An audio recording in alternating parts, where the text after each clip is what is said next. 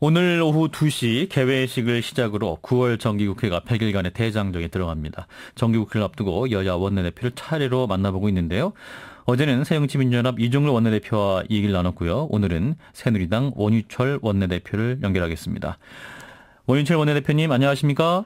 네, 안녕하세요. 원유철입니다. 예, 자 어제 여야가 이제 국회 예결위내 특수활동비 개선 소위 설치를 둘러싸고 협상을 벌였는데 합의를 못했네요. 자 이유가 뭐였습니까?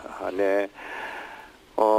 지금 이 특수활동비의 성격과 관련돼서 그 논란을 벌이고 있거든요. 예. 그런데 이 특수활동비는 주로 국정수행과 국가의 안위 그리고 국방, 정보, 수사 이런 쪽에 쓰는 비용들입니다. 예. 그래서 국회에서도 국회법 등 여러 가지 법령으로 이거에 대한 사용과 관련돼서는 그 특수한 경우이기 때문에 그 예외적인 경우를 많이 인정해주고 있어요. 예. 주로 이 특수활동비를 쓰는 기관이요, 이제 국정원이라든가 국방부, 경찰 뭐 그렇습니다. 주로 예. 이제 그 정보와 보안과 또 수사를 담당하는 기관들이죠. 그런데 그 용처를 다 알게 되면 그 다 동선이 파악되고 그래서 사실 특수활동이라는 본래의 그 목적을 달성할 수가 없지 않습니까? 예, 그래서 지난 5월에는 네. 김무성 대표랑 유승민 전 원내대표는 이제 특수활동비 관련해서 제도 개선 필요성이 있다 공감을 했었는데 입장이 네네. 바뀐 건가요, 그러면? 그 제도 개선 필요성에 관련돼서요. 예.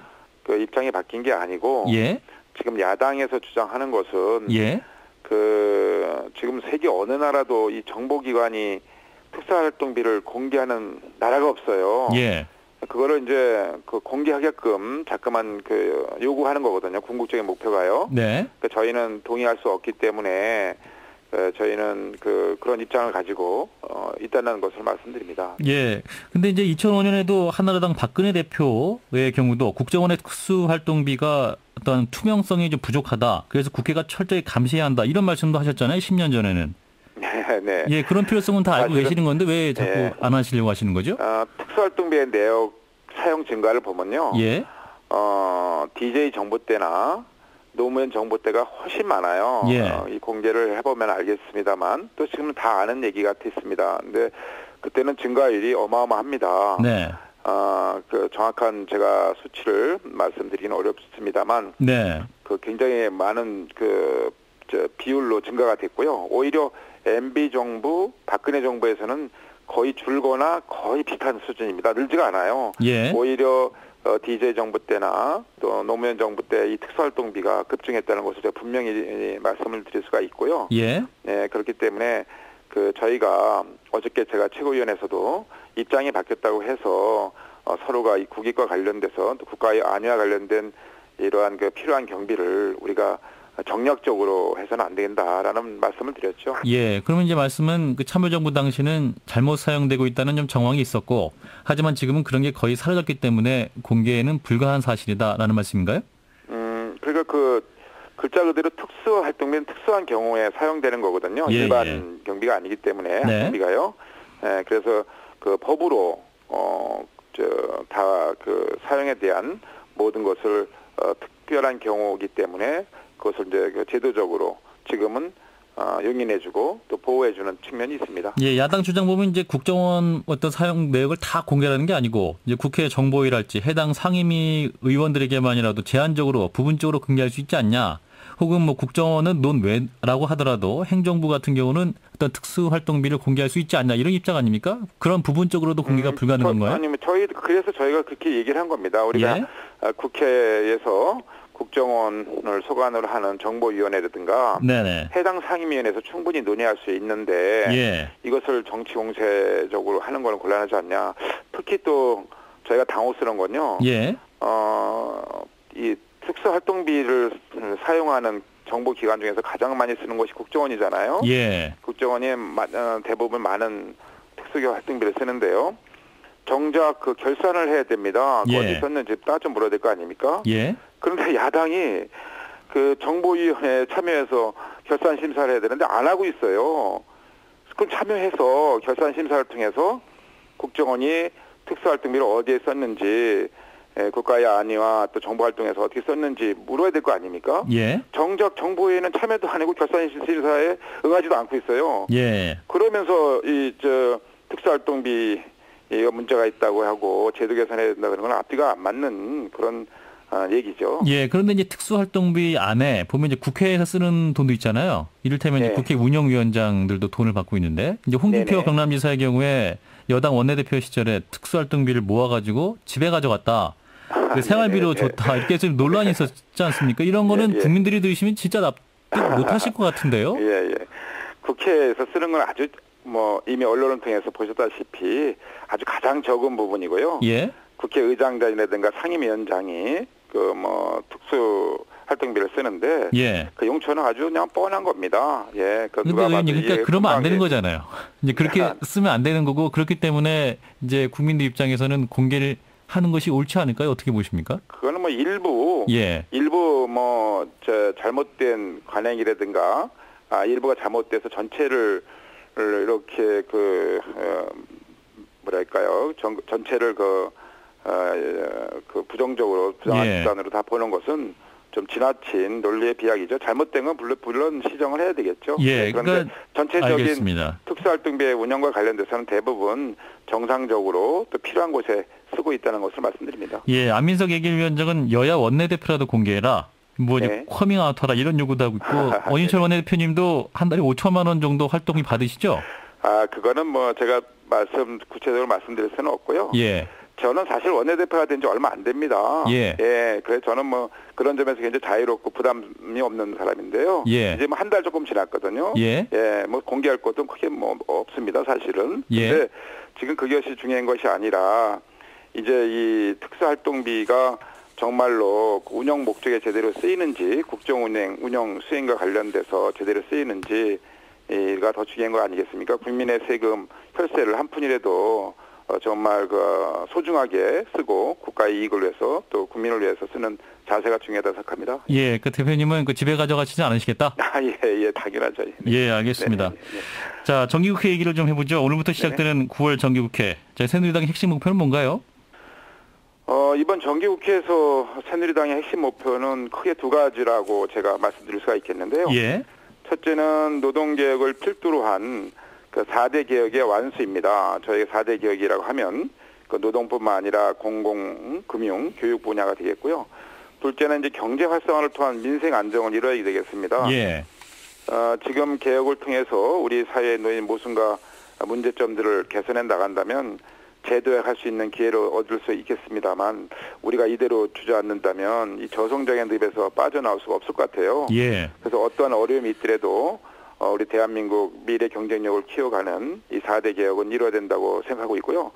사실 이제 메르스 충격이 가시기 전에 지금 중국발 경제 위기가 닥쳐오고 있지 않습니까? 예. 또 미국 금리가 인상되고 또 경제 전망이 상당히 밝지가 않아요. 예. 경제 위기에 가장 취약한 것이 서민들 아니겠습니까? 예. 서민들의 생활이 더욱 어려워지고 있기 때문에 저희는 제가 원내대표가 되고 나서 첫째도 민생, 둘째도 민생, 셋째도 민생이라고 말씀드린 것이 가장 서민 경제를 살리는 데 집중하고 일자리를 만들고 일자리 얘기 좀 여쭤보겠습니다, 의원님. 그래서 준비하고 있습니다. 예, 이제 노동 개혁을 통해서는 일자리 만드시는 거잖아요. 근데 이제 임금 피크제를 시행하고 있는데 이제 노동을 위반한 기업이 신규 채용을 더 늘린다. 이거 좀 근거가 약한 거 아닌가요? 임금 피크제 관련돼서요? 예. 제가 사례를 들어서 쉽게 말씀드리면요. 네. 저희 노동개혁은 일자리를 만드는 거고요. 예. 특히 일자리 중에서 청년 일자리를 만들기 위해서 집중하고 있다는 말씀을 드리고요. 예. 실제로 올해 3월 달에 고용노동부가 100인 이상 사업장 7,500개를 분석했습니다. 예. 그 결과를 보면요. 임금 피크제를 도입한 사업장이 도입하지 않은 사업장보다도 청년층을 16% 더 많이 채용을 했고요. 또 퇴직자 수는 40%가 적었습니다. 그래서 최근 임금 피크제 도입을 강조하는 것은 우리가 이 청년 채용뿐만 아니라 장년 고용 안정까지 도모하기 위한 것으로 세대 간의 상생 고용이 저희는 핵심으로 지금 추진하고 있다는 말씀을 드리고요. 네. 지금 이제 정년 60세 의무화로 인해서 기업의 부담 증가는 불가피한 상황이지 않습니까?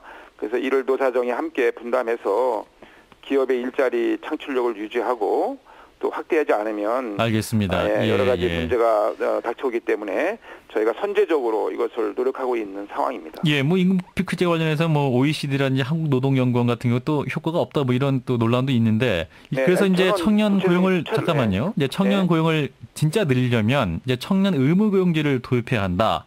그리고 이걸 또 민간 기업에도 이제 공기업을 넘어서 확대해야 한다. 이런 주장도 나오고 있습니다. 이런 부분은 검토하고 계십니까? 예.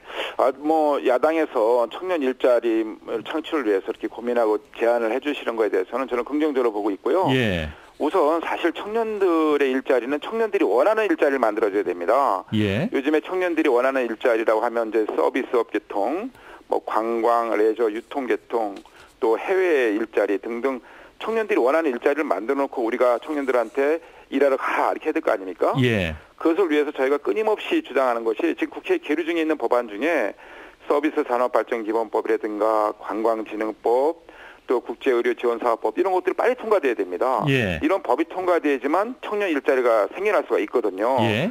그걸 야당한테 저희가 같이 꼭 통과시키자고 호소하고 있는 거고요. 지금 말씀하신 거는 이제 청년 의무 고용제 관련해서 말씀드리면 사실은 이 청년 의무 고용제가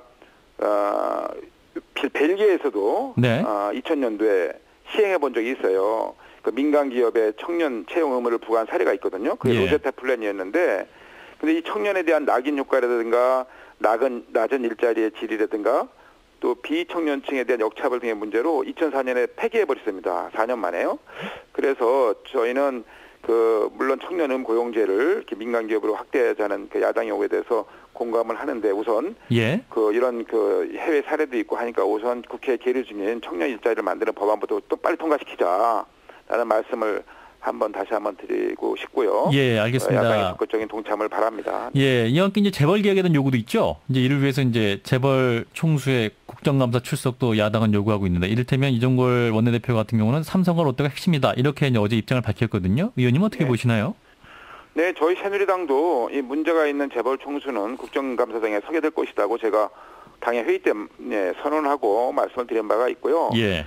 그렇지만 문제가 없는데도 불구하고 그냥 마녀 사냥식으로 또 국회에서 우리 소위 말하는 갑의 입장에서 의뢰에 있는 사람들을 무조건 불러서 호통국감 또 우리가 말하는 소리 갑질국감 이런 거는 좀 지양해야 될 게다 이런 생각을 하고 있고요. 문제가 있으면 누구든지 모든 국민은 법 앞에 평등하기 때문에 저희 새누리당은 그런 것에 대해서는 원칙대로 해나갈 생각입니다. 문제 유무는 어떻게 판단하십니까? 기준이 뭐죠? 기준이요. 이제 비정상의 경영이라든가 또 국민들의 공분이 사서 여러 가지 드러났던 그 회사의 문제점이라든가 이런 게 있습니다. 근데 오늘도 저희가 9시에 관련된 회의를 하는데요. 각 상임위원회별로 해당 기업, 해당 재벌 문제점이 드러난 곳에 대해서 우리 토론을 하고 각각 증인에 채택하는 회의를 지금 준비하고 있다는 말씀드립니다. 그럼 현재 상황에서 국감에 나와야 될 것으로 보이는 재벌 총수 보이십니까? 예, 그건 제가 예단해서 말씀을 드릴 수가 없고요. 충분히 논의하고 문제가 드러나면 당연히 저희가 문제점을 해결하기 위해서 국감에 부르도록 해야겠죠. 예, 마지막 하나만 짧게 여쭤볼게요. 이제 관광진흥법 관련해서 이제 대한항공의 경복 인근에 호텔 건설 계획을 접으면서 이제 추진하는 건데 정말 호텔 안 짓는 건가요? 지금 이 관광 산업이 굴뚝 없는 산업으로 굉장히 중요한 우리의 미래 산업이거든요. 근데 관광공사 통계 보면요, 중국 관광객들이 우리나라에 많이 오지 않습니까? 예, 그 부분은 제가 여쭤보는 게 아니라요. 이제 대한항공이 이제 문화체험공단을 조성하기로 했는데 향후 추진 가능성을 연 것이 아니냐 이런 이제 의혹이 있어서 이제 드린 질문입니다. 거기는요. 이제 경복궁 옆에 터 말씀하시는가 보세요. 거기는 이제 앞으로 우리 한류의 위대함 또 한류의 우수성을 널리 알리고 또 콘텐츠를 개발하는 한류 관련 문화 콘텐츠 공원으로 그런 단지로 저희가 할 겁니다. 앞으로도 그럼 정말 호텔은 짓지 않도록 해야 된다고 보십니까? 네, 우리 정부의 발표가 이미 우리 체육부 장관께서 그 구상을 발표한 바가 있습니다. 알겠습니다. 네, 말씀 고맙습니다. 네, 감사합니다. 새누리당 원희철 원내대표였습니다.